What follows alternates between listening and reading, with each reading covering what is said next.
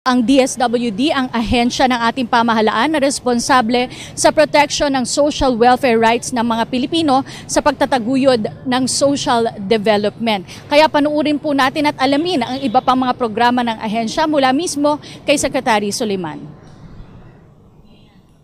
Secretary Soliman, isang update lang po dun sa nagaganap pa pong relief operations ng DSWD sa mga biktima ng Yolanda sa Visayas and sa LPA po sa Mindanao. Oo, tuloy-tuloy ang paghahatid. Una muna dun sa LPA sa Mindanao, Katiil, Baganga, Tarragona, at ito po ay kasama din doon ang Region 12 at bahagi ng Caraga. Pero ang mas apektado talaga ay nasa Davao Oriental at Compostela at ang ating mga kasamahan nakikipag-ugnayan sa lokal na pamahalaan kay Governor Malangyaon at kay Governor Uy. At maraming bridges ang sira pero dinadala via Navy boat and then bangka.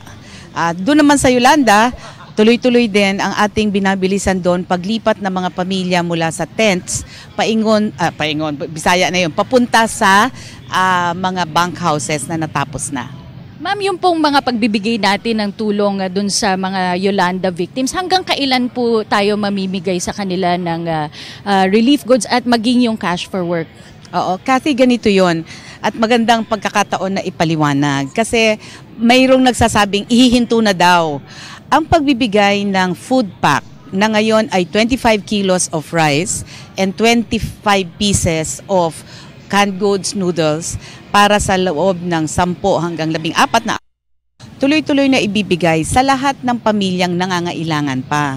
Palagay ko maunawaan ng ating mga kababayan na yung cash for work na tuloy-tuloy nating ginagawa kasama ang DA, DOLE at ang iba pang mga UN agencies at kami, yun ay bahagi ng tinatawag na early recovery kung saan sinusubukan ng maging normal, may sarili silang pera para yung sarili nilang pera ang gagamitin pambili ng pagkain nila na hindi na kailangan sardinas, corned beef at meatloaf.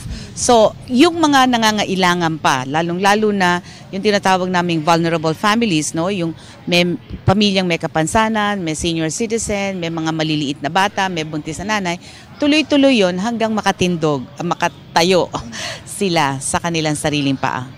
Ma'am, isa po sa pinakamalaki ring programa ng DSWD ay yung Conditional Cash Pantawid Pamilyang Pilipino Program. Malaki po ang inilaan para sa taong ito ng ating Pangulo. Ilan pa po ang mabebenepisyohan para dito? Mula sa 3.9 million na pamilya, magiging 4.3 million na.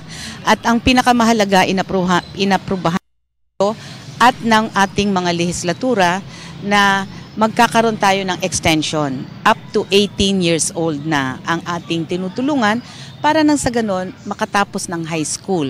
At kung nakatapos ka ng high school, mas malaki ang iyong fighting chance na makakuha ng productive and decent job. Secretary, ngayon po 2014, ano pa po ang maaring asahan ng taong bayan mula sa inyong ahensya? Well, una, pagpapalawak nga ng Pantawid Pamilya at yung aming Sustainable Livelihood Program at meron kaming panibagong pondo na papasok para sa community-driven development. At pangalawa, sinisigurado po namin na lahat po ng ating mga nasalantang lugar hindi po iiwanan hanggang, gaya ng sinabi ni Pangulong Aquino, build back better, so mabalik sa dati at mas maganda pa, mas mahusay na pamumuhay.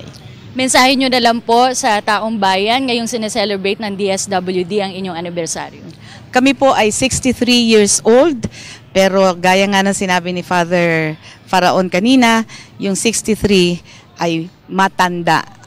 Sabi niya, hindi daw ibig sabihin matanda na, pero may tanda. Marami na po milagrong nangyayari sa tulong po ng mga kababayan natin para matugunan ang hamon ng kahirapan. Maraming salamat po and congratulations on your anniversary, ma'am. Maraming salamat din ka.